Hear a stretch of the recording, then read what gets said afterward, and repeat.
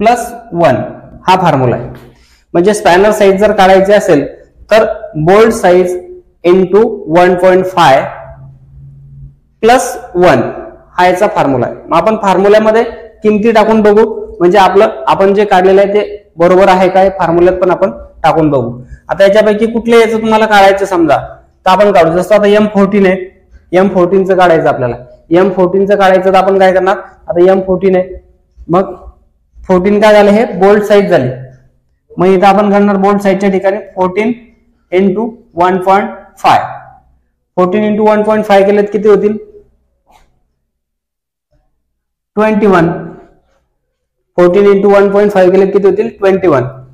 मग फॉर्म्युल्यामध्ये +1 पण दिलेलं आहे, मग +1 लावायचं पुढं किती झाले, 22. म्हणजे हे 22 आलं बरोबर. म्हणजे या पद्धतीने तुम्ही फॉर्म्युल्याच्या साहाय्याने